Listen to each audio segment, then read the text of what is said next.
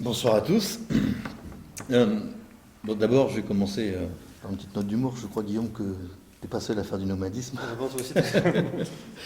Je suis passé, effectivement, j'ai commencé la politique il y a une douzaine d'années au PS, avec Christian.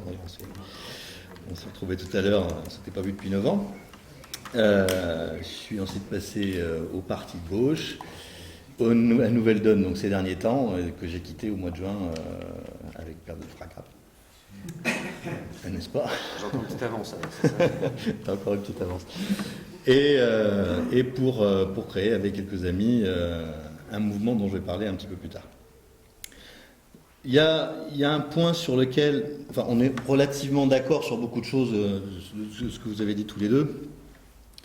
Mais il y a quand même un point, je crois, qui est principal et qui est pour moi peut-être même clivant, c'est que les partis politiques aujourd'hui, ils ne sont pas au service du citoyen, pas du tout.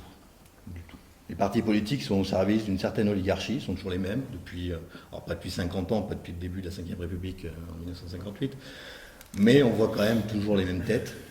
Ils ne sont pas au service des citoyens, ça c'est évident. Je ne sais pas s'il y a quelqu'un qui peut me dire le contraire aujourd'hui ici, qui connaît un parti politique qui est au service des citoyens directement.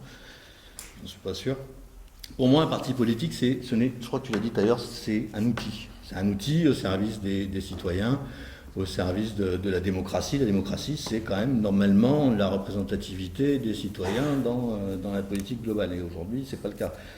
Aujourd'hui, un parti qui est élu, un parti qui élit des représentants ne respectent pas forcément ses promesses. Je ne sais plus ce qu'il a dit tout à l'heure, mais c'était effectivement le cas. Donc on ne respecte pas la parole des citoyens, parce que les citoyens, quand ils ont élu quelqu'un, c'est quand même normalement pour qu'ils respectent ce qu'il leur a promis. On ne reparlera pas de mon ennemi, c'est la finance.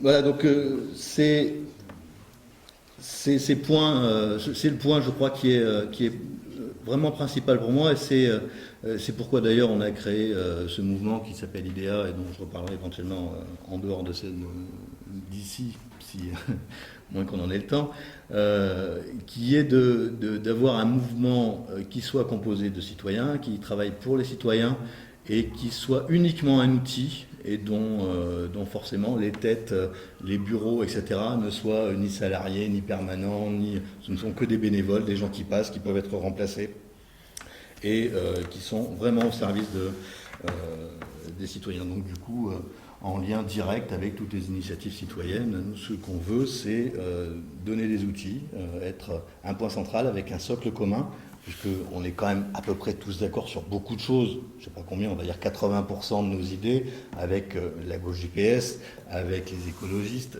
Europe Écologie Les Verts et ou les écologistes, le parti de gauche, ensemble, enfin j'en citerai une Nouvelle Donne bien évidemment, j'en dis, c'est que j'ai quand même les mêmes idées qu'eux.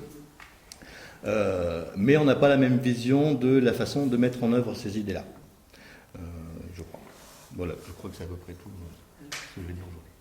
Les mouvements citoyens sont d'abord des mouvements très locaux, à tel point des fois de même pas être dans le radar des grandes organisations politiques, mais je crois que c'est aussi notre richesse de pouvoir avoir une pensée qui ne s'inscrit pas, je dirais uniquement dans la réflexion, mais qui émane aussi de cette articulation entre des initiatives très locales sur un territoire, et puis bien sûr des valeurs.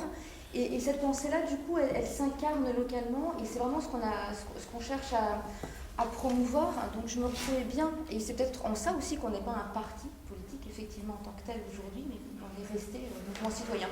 Alors la question qui me venait en vous entendant, et j'en finirai par là pour l'instant, c'est finalement, est-ce qu'il faut faire politique autrement, ou est-ce qu'il faut faire parti autrement?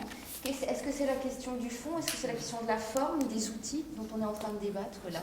Voilà, je poserai juste cette question. Merci. Ces mouvements citoyens qui veulent changer quand même la société, ou le territoire, ou le micro-territoire, pour la plupart sont attachés à la démocratie représentative, et veulent bien, à un moment, à une élection parmi d'autres, participer à l'élection. Mais on sait très bien aussi le coût que ça a participé à une élection. Et là, je me dis, même très, très concrètement, comment on fait?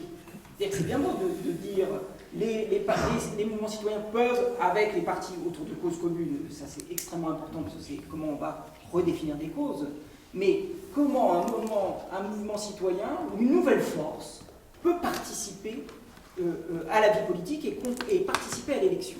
Quand on sait qu'il y a une forme de primo-sortant, ne pensez pas à primo-sortant en termes de nombre d'élus, mais quand on a des élus, on peut retourner aux élections d'une certaine manière, et quand en plus, les principaux partis, eux, bénéficient déjà d'une aide dans l'organisation notamment des campagnes. C'est un point quand même très matériel, hein, mais extrêmement important qui empêche aussi une forme d'innovation ou de nouveauté dans notre vie politique. Une chose, effectivement, le numérique, c'est pas du tout de la démocratie. C'est même loin d'être de la démocratie. Dans le numérique, il y a des gens qui savent. Ils savent retweeter, ils savent faire en sorte que quand ils ont un message, il y ait 5000 tweets, 5000 retweets, etc. Il y a des gens qui n'ont pas accès à Internet, encore aujourd'hui. Et donc, effectivement, c'est pas la démocratie. C'est un outil parmi d'autres. Je voulais revenir aussi sur... en fait, bon, Christian, tu as lu mon papier. Tu n'as pas eu le temps long. Oui, parce que tout à l'heure, Olivier a dit qu'il fallait copier. Donc... je crois que le temps long, il est cassé en fait par le rythme de la Ve République, par les élections, tout simplement. Et comme les partis politiques sont professionnalisés à outrance, on ne marche qu'avec les élections. Et des élections, entre une présidentielle et une présidentielle, il y a bon, évidemment les législatives, les régionales, les cantonales, départementales, pardon, les municipales, et je passe sur toutes les élections locales de communautés de communes, de l'élection du patron du service de l'eau local, etc., etc. Il y en a tout le temps, et les partis sont là-dedans. Et les partis sont là-dedans parce qu'ils y ont un intérêt. En plus de l'intérêt financier qui ne vient que de l'élection législative qui est le centre du pouvoir. Donc voilà, le temps long, malheureusement, on ne l'a pas aujourd'hui à cause de cette Ve République, tout simplement. Et, je reviens encore là-dessus, on doit passer à un moment ou à un autre à une Sixième République, sinon on va continuer à s'enfoncer là-dedans. Il y avait aussi une autre chose qui est, on a parlé de partage du pouvoir entre le citoyen et la politique, je crois que c'était vers le fond là-bas. Je ne crois pas qu'il y ait besoin de partage de pouvoir entre le citoyen et la politique. Je crois qu'il faut que la politique soit au service des citoyens, que le pouvoir soit intégralement au niveau des citoyens. Là, maintenant, aujourd'hui, ce n'est pas vraiment possible, mais il faut qu'on arrive là-dessus. Et c'est ça, pour moi, la différence que j'aurais peut-être avec mes camarades, c'est que, encore une fois, le numérique, comme le parti politique, ne sont que des outils pour arriver à faire en sorte que les citoyens exercent la démocratie en France. Voilà.